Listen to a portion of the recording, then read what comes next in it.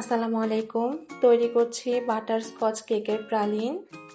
এর জন্য একটি ফ্রাই প্যানে দিয়ে দিয়েছি কাঠবাদাম আর কাজু বাদাম। এগুলোকে ভেজে নিচ্ছি। ভেজে নিলে এর সেন্টটা খুব ভালো আসে। আপনারা এখানে শুধু কাজু বাদাম কিংবা শুধু কাঠবাদামও ব্যবহার করতে পারেন। এবারে ক্যারামেল তৈরি করে নেব। এখানে 1/3 কাপ পরিমাণ চিনি দিয়েছি। চিনি গলে গিয়ে যখন হালকা কালার চলে আসবে তখন থেকে নেড়ে দিচ্ছি। পুরোপুরি ক্যারামেলের কালারটা চলে আসলে ভেজে রাখা বাদামগুলো দিয়ে দিচ্ছি। বাদামের সঙ্গে ক্যারামেলগুলোকে ভালোভাবে মিশিয়ে দিচ্ছি। এবারে শেষ পর্যায়ে 1 টেবিল চামচ পরিমাণ বাটার অ্যাড করছি। বাটার দেওয়াতে কিন্তু প্রালিনের সেন্টটা অনেক ভালো আসে আর খেতেও অনেক মজা লাগে।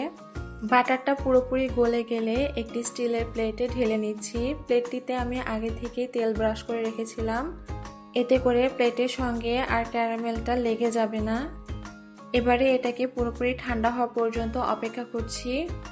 পুরোপুরি ঠান্ডা হয়ে গিয়েছে। এবারে এটাকে হাত দিয়ে একটু ছোট ছোট করে ভেঙে নিচ্ছি। এবারে এগুলোকে গুঁড়া করে নিব। ব্লেন্ডারের মাধ্যমে গুঁড়া করতে যাবেন না, তাহলে কিন্তু একটার সঙ্গে আর একটা লেগে যাবে। চেষ্টা করবেন বেলানি বা অন্য কোনো কিছুর মাধ্যমে একটু হাত দিয়ে গুঁড়া করে নিতে। এই তো তৈরি হয়ে গেল আমার বাটারস্কচ কেকের প্রালিন। রেসিপিটি ভালো লাগলে অবশ্যই লাইক কমেন্ট করে জানাবেন আর আমার চ্যানেলটিকে একটি সাবস্ক্রাইব করে দিবেন। আল্লাহ হাফেজ।